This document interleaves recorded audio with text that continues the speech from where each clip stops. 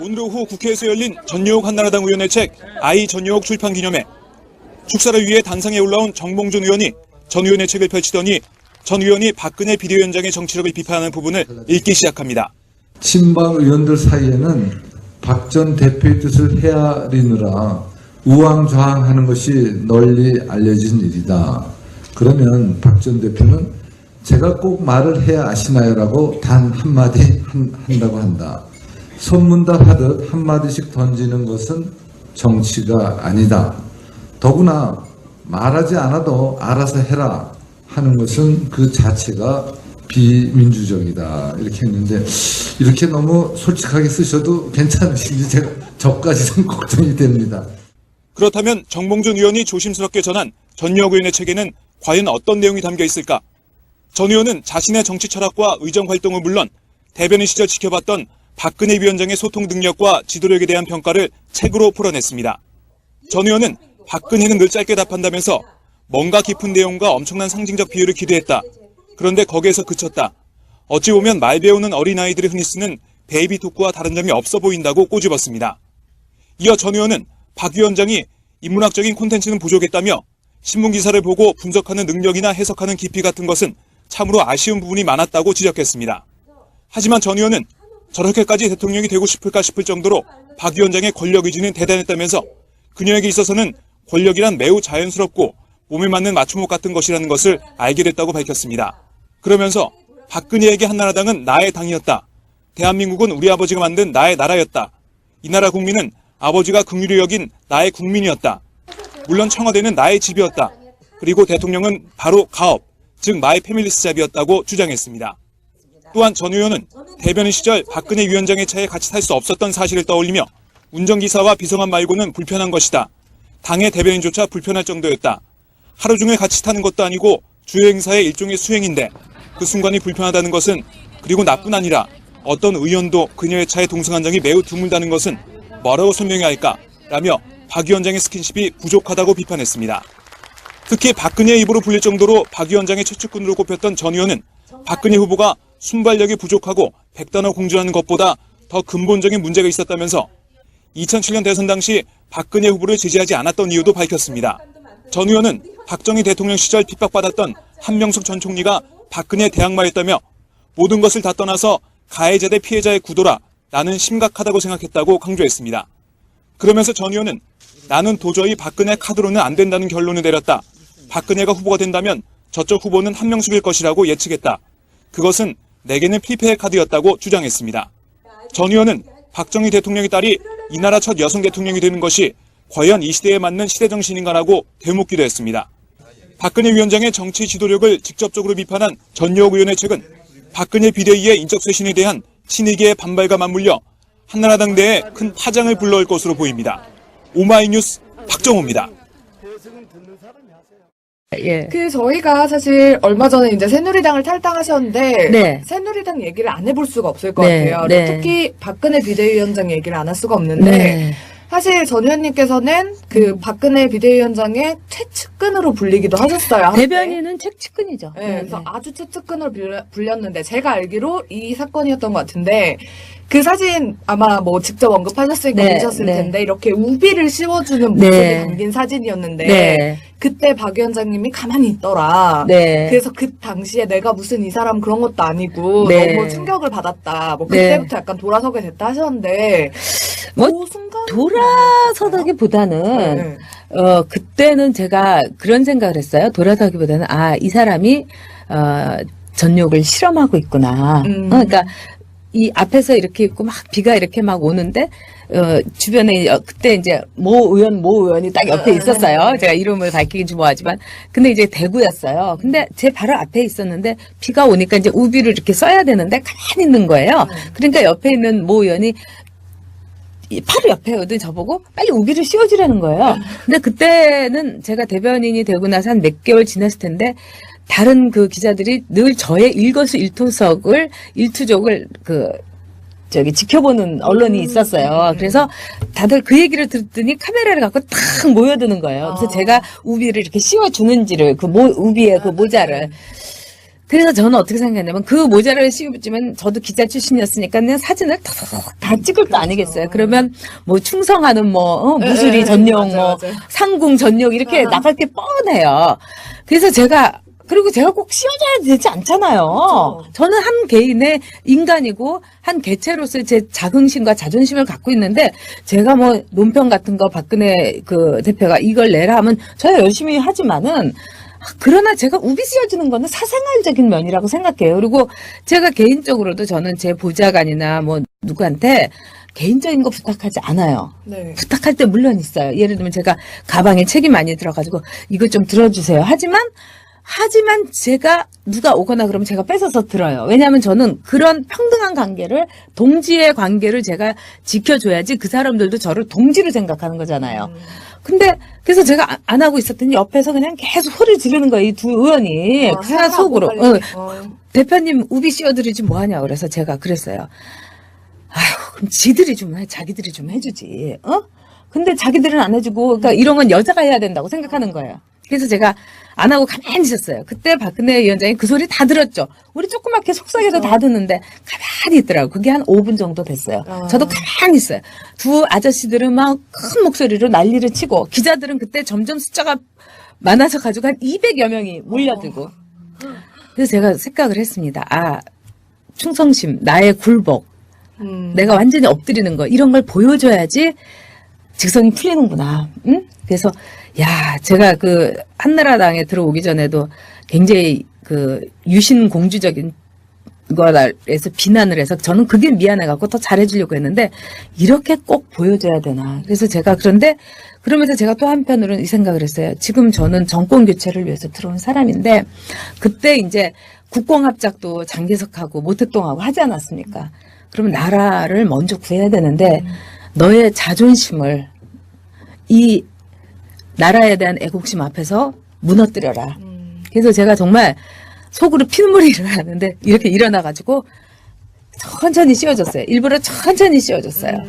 내 피눈물 나는 심정을 당신도 사람이라면은 같은 여성이라면 감지해라. 그래서 일부러 천천히 씌워줬는데 아무 내색도 없고 가만히 있더라고요. 예? 그리고 사진은 막 200명의 기자들이 몰려들어서 싹 찍고 그런 거였어요. 와, 그 완전 천천히 그 찍는 이게 사실 저도 슬로우 모션으로 네. 씌워졌죠. 마치 기자들을 위해서 네. 약간 배려이기도 했을 것 같은데 사실 배려가 기자들을 위한 배려라기보다는 박근혜 대표한테 제가 천천히 씌워주면서 당신이 제 굴복하고 제가 이렇게 하는 거를 느끼면서 제발 이 나라 일이나 잘하고 당을 위해서 헌신하라고 내 자존심을 애국심 앞에서 무너뜨리니까 잘 알아서 하라고 하면서 천천히 씌워줬습니다. 일부러. 가만히 있고 아무 말도 안 하더라고요. 가만히 계세요. 아무 말도 안 하더라고요. 우리가 이렇게 보통 뒤에서 이렇게 씌우면 이렇게 괜찮다 내가 쓴다고 이렇게 할 법도 한데 하다못해 고맙다라고도 해야 되는 거 아니에요? 그렇죠. 아무 말도 안 했어요. 아유 고맙다고 막 이럴 법도 한데 좀. 아니 그리고 손이 없냐고요. 발이 없냐고요. 그렇죠. 그래서 특히 대변인으로 계셨으니까 아무래도 예.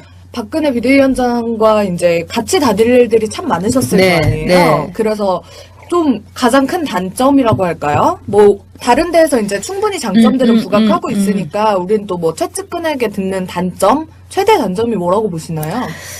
박근혜 대표의 문제점은 뭐냐면은 우아함이 있는데 좀 촌스러운 우아함이라는 거죠. 18년 동안에 청와대에 있으면서 굉장히 그 절제된 언동이라든가 옷 입는 거라든가 뭐 이런 거 다 참 고급스럽고 짜르르 흐르고 그러는데 저는 일단 패션 스타일도 그 FAHION 이 패션이 없어서 싫었어요. 네. 이 패션이라면 좀 자기의 패션에 패션을 넣는 게 참 필요하잖아요. 근데 맨날 이렇게 기세우고 그것도 맨날 똑같이 기세우고 그다음에 이제 이 스티치 받는 것도 굉장히 고급 옷이란 느낌이 드는 게 이거는 정성이 굉장히 다 들어간 옷이에요. 근데 그런 것보다는 가끔 파격적으로 다른 누가 해주는지 모르겠는데 똑같아요 옷 스타일이. 근데 좀 다른 디자이너의 옷도 입어보고. 그러니까 한 번은 이런 일이 있었어요. 이 보좌관이 뭐라고 하냐면 그 샴푸를 사러 가야 된다는 거예요. 네. 박 대표에. 근데 아무리 찾아도 그 샴푸가 없대요. 단종된 샴푸인 거예요. 그러니까 제가 보기에는 이제 옛날 청와대에 있을 때 이제 썼던 뭐 예전에 나온 샴푸 있어요. 뭐 유니나라든가 뭐 아모레 프로틴 샴푸 이런 거였을 거예요. 근데 그런 건지 뭔지 모르겠는데 그 샴푸가 없대요. 그래서 제가 아니 요새는 저는 별로 이제 써보지도 않았지만 샘플은 얻어봤지만 아베다라든가 또 우리나라의 여 샴푸라든가 얼마나 좋은 샴푸가 그때는 이제 여 샴푸나 그건 안 나왔지만 아베다 나왔을 때였어요. 또 뭐 국산 샴푸 중에서도 뭐 있잖아요. 그 우리가 흔히 쓸 수 있는 엘라스틴, 뭐 엘레스텐, 머리카락이 테라스틴 그거 너무 좋더라고요. 그래서 아니 그런 거 좀 써보지 왜 옛날에 십몇 년 전에 나와서 단종된 샴푸를 했대. 그래도 그걸 쓰셔야 된다고 해서 제가 어제 하루 종일 찾아다녔다는 거예요. 그런 거. 그 다음에 한 번은 이제 이 어머니들하고의 그 대화를 위해서 저희가 무슨 이 대형 슈퍼에 있는 이 대형 슈퍼에 가면 뭐 맥도날드라든가 또 뭐죠? 그 저기 롯데리아 이런 데가 있잖아요. 그래서 그런 데 가서 어머니들하고 대화를 하는 거예요. 햄버거를 먹으면서. 그 햄버거는 청바지와 같이 먹는 거고 또 설사 이제 우리처럼 이런 옷을 입었더라도 그냥 손으로 쥐고 앙 하고 먹는 거 아니에요? 그게 멋있는 거 아니에요? 근데 저는 막 이거 들고 앙 하고 먹으려고 그러는데 안 드시고 가만히 있는 거예요. 그래서 제가 아니 왜 안 먹냐고 안 드세요? 이런 거예요. 그랬더니 뭐 이러시더라고요. 그러더니 드디어 보좌관이 이 플레이트에다가 이 포크와 나이프를 갖고 온 거야. 아니 햄버거를 무슨 포크와 나이프로 먹습니까? 물론 요즘에 그 고급 햄버거 집 같은 데는 포크와 나이프로 먹는 데도 있지만 우리가 그때 먹었던 거는 롯데리아 같은 거예요. 그거는 손으로 먹고 그리고 햄버거는 손으로 먹어야지 그게 멋있는 거예요 사실은. 근데 그렇죠. 그런 어떤 촌스러운 우아함, 시대가 지난 올드 패션, 이런 게 좀 약간 왠지 클럽에 웨딩드레스 입고 가실 것 같다는 생각이 들 정도로. 클럽에 왕관 쓰고 왕관 웨딩 쓰고 드레스 이렇게 입고 띠 그렇게 메고 가실 것 그렇죠. 이러면서 이런 느낌이 살짝 상상을 해봤는데요. 그러면서 기둥두에 있어야 되겠죠. 네, 그러면 맞아요. 눈에 띄면 안 되잖아요. 네네네. 클럽에 왜냐면 또 클럽에 안내하는 사람들도 저 기둥두로 가세요. 여기 물 좋은 데기 때문에 오시면 안 돼요. 이럴 것 같아요. 새누리당 박근혜 비대위원장이 어떤 이런 전 의원님에 대해 뭐 자주 그런 얘기 나오잖아요. 요즘에 보복 공천 뭐 이런 얘기 많이 나오는데 그런 차원의 하나로 영등포 갑에 그런 공천을 했다고 생각하시나요? 물론이죠. 그러면 지금의 새누리당 공천 어떻게 보시나요? 한마디로 저희가 이제 18대 공천을 지켜보면서 저도 이렇게 하면 안 된다. 왜냐면은 가진 사람은 베풀어야 돼요. 그리고 가진 사람은 양보해야 돼요. 그러니까 친이가 제가 친이 쪽이었다면 가령 영남이라든가 비례대표를 몇 개를 딱 띄워가지고 박근혜 그 후보한테 마음대로 하십시오. 재량권을 드리겠습니다. 저는 그렇게 했을 것 같아요. 근데 이제 그 추억이 있지 않습니까? 근데 박근혜 대표도 이렇게 자기가 정권을 가지고 다 하게 되면은 오히려 친이 쪽을 살려주는 거예요. 그리고 저같이 쓴소리 했던 사람을 저 같으면 일부러 살려줘요. 그러면 저도 그동안에 섭섭하고 화나고 이해 못하는 일이 있었지만은 그래 이게 보수에 대한 인정이구나. 이런데 저를 공천해서 우편향돼 있기 때문에 공천을 줄 수 없다. 응? 만약에 제가 여론조사에서 뭐 못 나오고 영등포에서 제가 맨날 놀고 일을 안 해다면은 다른 이유 될 텐데 다른 이유 하나도 못 됐잖아요. 우편향이어서 못 해준다. 이게 보복 아니고 뭐겠어요. 그리고 보수의 가치고 보수에 대한 배신이고 배덕이라고 저는 생각합니다. 그러면은 지금 뭐 여러 가지 문제점들이 많이 나오고 있긴 하지만 박근혜 비대위원장이 앉은 새누리당 그러니까 박근혜 비대위원장이 새누리당 제대로 끌고 있다고 보시나요? 아니죠. 당이라는 거는 정치라는 거는요. 자기가 제일 싫은 사람하고 얘기하고 자기가 제일 미운 사람하고 밥값 내면서 같이 밥 먹는 거예요. 저는 그렇게 생각합니다. 그래서 트윗에서도 저한테 막 무슨 년이라고 그 상소리까지 써가면서 욕설하는 사람에게도 똑같이 욕설 안 해요. 왜? 이게 정치니까. 그 대신 야근 좀 올려주죠. 근데 박근혜 위원장은 그런 게 없어요. 제가 박근혜 그 위원장을 쭉 이제 이 청와대에서부터 네. 그때 잘 알고 모셨던 사람들도 제가 다 많이 만나고 그랬죠. 근데 그분들이 공통점으로 박근혜 위원장하고 한 18년 혹은 30년 같이 한 분들이 있는데 저한테 공통적으로 그분들이 하는 말이 있었어요. 굉장히 중요한 말인데 네. 박근혜 위원장은 박근혜라는 사람은 자기에게 요만큼이라도 뭐랄까 심기를 거스리거나 나쁜 말을 하거나 이렇게 하면은 절대로 용서를 하지 않는다고. 그 대신에 박근혜가 용서하는 사람은 딱 한 명 있다. 누구냐? 자기 자신. 아. 아니 이번에도 그렇잖아요. 공천 승복하는 것이 응? 정도다 이렇게 얘기했지만 박근혜 위원장은 공천 승복했습니까? 응? 그때 친박들이 공천에 불복을 해갖고 다 나갔잖아요. 그때 살아서 돌아오라 이렇게 얘기하면서 같이 사진 찍고 다 이러고 그 다음에 한나라당에 대해서 투표 그 동료 뭐 유세 하나도 안 하고 자기 지역구로 딱 전에는 지역에 있지도 않았는데 딱 3주 동안 딱 박혀가지고 아무 말도 안 하고 이게 공천 승복한 거냐고요. 살아서 돌아오라고 하고 그 다음에 너무 잘 됐다고 얘기하고 그러면서 어떻게 친이들에게 공천 승복하라고 합니까? 원칙과 정도를 아는데 저 같으면 제 자신이 용서가 안 될 것 같은데 저는 제 자신은 용서를 잘 안 하는 사람이에요. 솔직히. 응? 다른 사람은 용서 잘해도 박근혜 위원장은 다른 사람 용서 안 해요. 그렇지만 늘 자기 자신은 용서 많이 하죠. 아니 저 탈당한 거 가지고 친박들이 뭐라 그러는데 박근혜 위원장은 탈당 안 했어요? 탈당해갖고 당까지 만들었잖아요. 그리고 복당하면서도 거기에 대해서 뭐 유세 비용이라 해서 돈도 받고요. 저를 어떻게 비판을 합니까?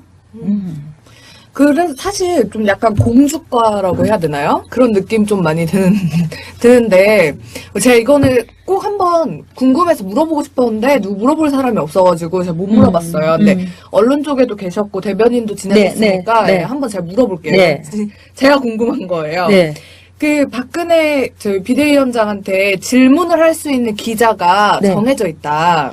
그래서 이 기자의 질문이 아니면 네. 답변을 하지도 않고 질문을 받지도 않는다 일체 그런 얘기가 있어요. 그 어떻게 좀 그런 제가 거 있나요? 대변인일 때는 제가 이제 제가 다 이제 답을 해줬어요. 그러니까 기자들이 직접 전화를 못 해요. 그러니까 저를 통해 갖고 하면 제가 전화하면 제자자는 잘 받아줬어요. 그리고 이제 그래서 제가 이제 그 중간 통로를 해서 활발하게 했죠. 그리고 저는 이제 늘 기자들을 자주 만나야 된다. 그게 국민들에게 전달되는 이런 거다. 그런데 굉장히 그 사람을 많이 가리고요. 그 호오가 너무 이제 드러나는 그런 성향은 있습니다. 근데 저는 더 기가 막힌 게 제가 대변인을 물러나고 나서 보니까 기자들 중에도 이제 친박 기자가 있어요.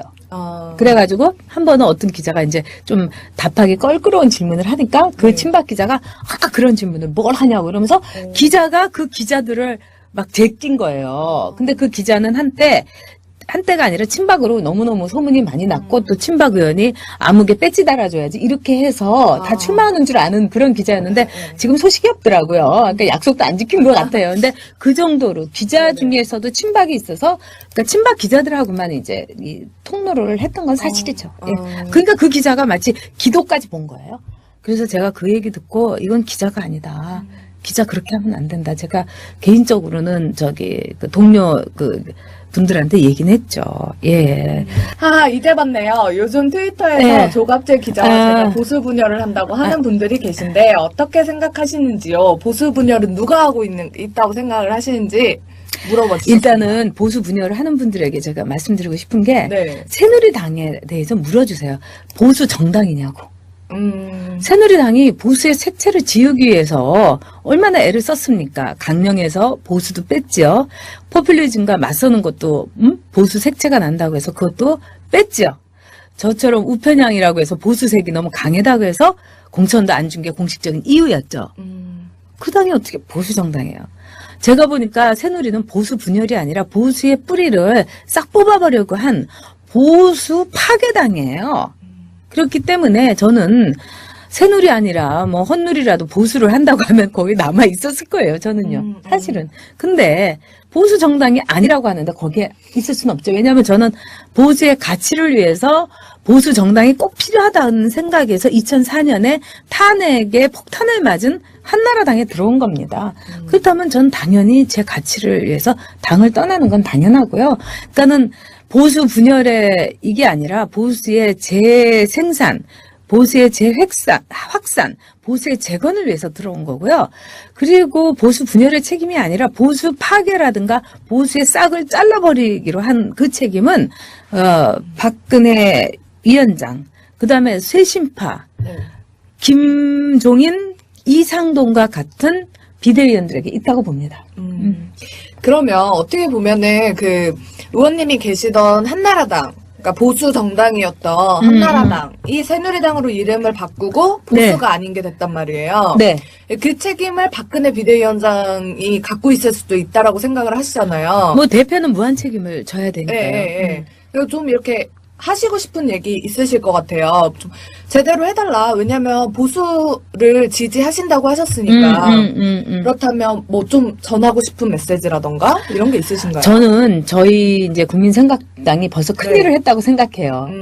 저희가 나와서 보수의 가치 어쩌고저쩌고 하니까 이제 말하자면 조중동이라는 그 이제 이 언론을 통해 가지고 보수의 분열이라는 사설이 지금 쫙 깔리고 있잖아요. 네, 네. 그러니까 저희 구박받고 있어요. 네네. 그럼에도 불구하고 그렇게 하면 아마 새누리도 보수의 색채를 싹 지우려고 했던 거를 지금 감히 네. 싹 지우지 못할 겁니다. 그러면서 보수의 분열이라고 한 것 자체가 그래도 우리 보수당 아니라고 했는데 새누리도 보수당이라는 걸 이제 얘기하기 시작한 거 아니에요. 네, 그렇죠. 너무너무 잘 됐어요. 음. 그러면 보수끼리 경쟁을 해가지고 빵을 키우고 떡을 크게 하고 파이를 키우면 되는 거예요. 그러니까는 박근혜 위원장과 새누리당은 빨리빨리 보수다 해주십시오. 그러면 우리 같이 보수 하면서 빵을 키워보자고요. 떡을 크게 만들어 보자고요.